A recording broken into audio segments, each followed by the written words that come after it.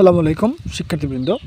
এই মুহূর্তে এসএসসি বিজ্ঞান এখন আগামীকালকে যে এক্সামটা হবে তোমাদের অর্থাৎ রবিবারে সো সেই দিনের জন্য এক্সামের আগে মুহূর্তে যেই প্রস্তুতিগুলো আমাদের অবশ্যই নিতে হবে এবং আমাদের যেই এমসিকিউগুলো বিজ্ঞান পরীক্ষায় 100% হওয়ার একটা চান্স রয়েছে, আজকে আমি ঠিক ওই সকল এমসিকিউগুলো নিয়ে আজকে আজকের এই ক্লাসে আলোচনা করব। শিক্ষার্থীরা তুমি একটু মনোযোগের সাথে দেখবা। 166 নাম্বার থেকে স্টার্ট করেছে, উপরে দেখতে পাচ্ছ বোর্ড পরীক্ষা ও শীর্ষস্থানীয় স্কুলের প্রশ্ন এবং উত্তর। সো এরকম কিছু কোয়েশ্চেন আমি দেখাবো যেগুলো পরীক্ষা আসার মতো, ঠিক আছে? ওকে, দেখো তো একটি পূর্ণবয়স্ক সুস্থ মানুষের দেহে প্রায় কত লিটার রক্ত থাকে? এটা খুব কমন একটা প্রশ্ন শিক্ষার্থীরা, বারবার আসছে পরীক্ষায়। তোমাদের এই ক্যাটাগরির উত্তরগুলো পেতে হবে। এটার অ্যান্সার হচ্ছে আমাদের ঘ নাম্বার অর্থাৎ 5 থেকে 6 লিটার। এখন প্রশ্ন নাম্বার 166, সেটা দেখো, পূর্ণবয়স্ক মানুষের দেহের মোট ওজনের কত ভাগ রক্ত থাকে? এটার উত্তর হচ্ছে শিক্ষার্থীরা আমাদের খেয়াল করো, রক্তরসের পরিমাণ সেটা হচ্ছে 55%, অর্থাৎ উত্তর হচ্ছে আমাদের ঘ নাম্বার 55%। এরপরে প্রশ্ন নাম্বার হচ্ছে 169, মানুষের রক্তরসের প্রায় কত ভাগ হচ্ছে আমাদের পানি?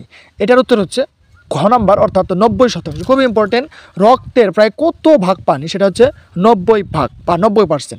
তারপরের প্রশ্ন হচ্ছে যে রক্তরসে খাদ্য সার হিসেবে উপস্থিত থাকে কোনটি? খুবই ইম্পর্টেন্ট প্রশ্ন, বিভিন্ন বোর্ডে আসছে, সেটা কুমিল্লা বোর্ড 2020 আসছে, প্রত্যেকটা প্রশ্ন বোর্ডে আসছে, খুবই সেন্সিটিভ দেখে রাখবা। এটা হচ্ছে খাদ্য সার হিসেবে উপস্থিত থাকে, সেটা হচ্ছে অ্যামিনো অ্যাসিড। উত্তর হচ্ছে আমাদের ক নাম্বার অ্যামিনো অ্যাসিড। এরপরে 171 নাম্বার প্রশ্ন, আমি কিন্তু এখানে সিরিয়াল না দেখে আমরা কিন্তু বিভিন্ন বোর্ডের প্রশ্ন দেখাচ্ছি শিক্ষার্থীরা। রক্তরসে কোন গ্যাসীয় পদার্থ নেই, কোনটা থাকে না? হ্যাঁ, রক্তরসে কোন গ্যাসীয় পদার্থ নেই? উত্তর হচ্ছে আমাদের গ অর্থাৎ ক্লোরিন, ঠিক আছে?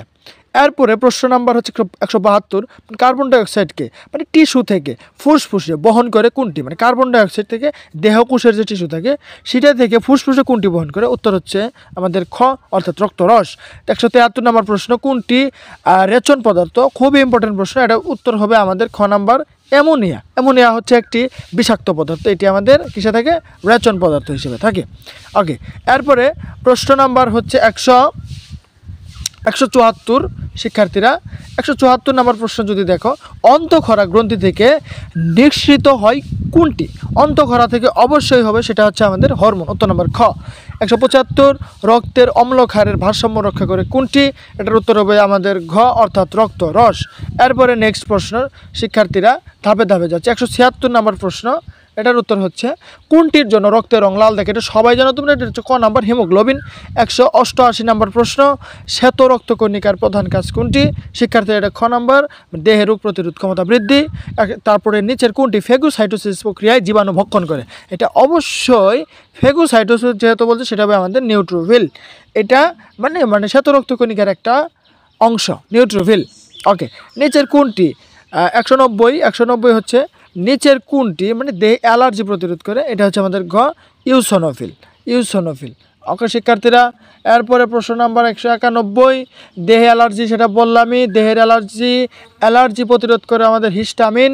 এরপরে কোনটি হ্যাপারিন নিঃসরণ করে? উত্তর হচ্ছে খ অর্থাৎ বেসোফিল। খুবই দেখে যাবে, ইম্পর্টেন্ট এমসিকিউ।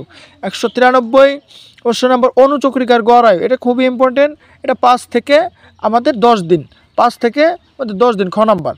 এরপরে 194, আমাদের নিচের কোনটি রক্ত জমাট বাঁধতে সহায়তা করে? সেটা হচ্ছে শিক্ষার্থীরা আমাদের অনুচক্রিকা। রক্তক্ষরণ বন্ধ হওয়ার প্রক্রিয়ার সাথে যুক্ত কোনটি? সেটা হচ্ছে থ্রম্বিন। থ্রম্বিন আবার কি? থ্রম্বিন হচ্ছে আসলে অনুচক্রিকার ইংরেজি নাম। এরপরে 196 যাও, শ্বেত রক্তকণিকায় সর্বাপেক্ষা কম পরিমাণে থেকে কোনটি? সেটা হচ্ছে আমাদের বেসোফিল। এরপরে প্রশ্ন নাম্বার 197, লোহিত রক্তকণিকার সংখ্যা বেড়ে গেলে কোনটি হয়? সেটা হচ্ছে আমাদের হচ্ছে পলিসাইথেমিয়া হয়। 198 প্রশ্ন, প্রাপ্তবয়স্ক মানুষের রক্তে প্রতি ঘন মিলিমিটারে অনুচক্রিকার পরিমাণ হচ্ছে আমাদের 50,000 থেকে হচ্ছে 5 লাখ 1.1 অযুত 50,000 থেকে প্রায় 4 লক্ষ। তারপর প্রশ্ন নাম্বার 199, রক্তের কোন অস্বাভাবিক অবস্থার কারণে লোহিত রক্তকণিকার স্বাভাবিক তুলনায় বৃদ্ধি পায়? উত্তর হচ্ছে ক পলিসাইথেমিয়া। প্রশ্ন নাম্বার 200, এটার উত্তর হচ্ছে নিচের কোন রোগটি থেকে লিউকোসাইটোসিস হয়? উত্তর হচ্ছে গ এটা উত্তর হচ্ছে খ মানে হচ্ছে নিউমোনিয়া। তারপর প্রশ্ন নাম্বার 201, অণুচক্রিকা স্বাভাবিকের তুলনায় বেড়ে যাওয়াকে আমরা কি বলি? সেটাকে বলা হয় থ্রম্বোসাইটোসিন। তারপর প্রশ্ন নাম্বার 202, এটার উত্তর হবে আমাদের বলছে রক্তনালীর অভ্যন্তরে রক্ত জমাট বেঁধে যাওয়াকে আমরা কি বলি? সেটা বলে থ্রম্বোসিস। ওকে শিক্ষার্থীরা, মোটামুটি এই চ্যাপ্টার থেকে এই কটা এমসিকিউ দেখে যাবে, পাশাপাশি তোমাদের যেই এমসিকিউগুলো ইম্পর্টেন্ট মনে হয় সেগুলো বাছাই করে অনতিবিলম্বে শেষ করে যাবা। এগুলো চ্যাপ্টার থেকে আমাদের এমসিকিউ 4 থেকে 5টা এমসিকিউ শুধুমাত্র এই যে রক্ত থেকে আমাদের ইম্পর্টেন্ট হবে, ঠিক আছে? হৃদযন্ত্রের যত কথা, ঠিক আছে? এই পর্যন্ত। আজকের ভিডিওটা যদি ভালো লাগে অবশ্যই লাইক করো, চ্যানেলে নতুন হলে সাবস্ক্রাইব করবো যাতে নেক্সট ভিডিও সবার আগে তুমি পেয়ে যাও। সে পর্যন্ত ভালো থাকবে, সুস্থ থাকবে, ধন্যবাদ।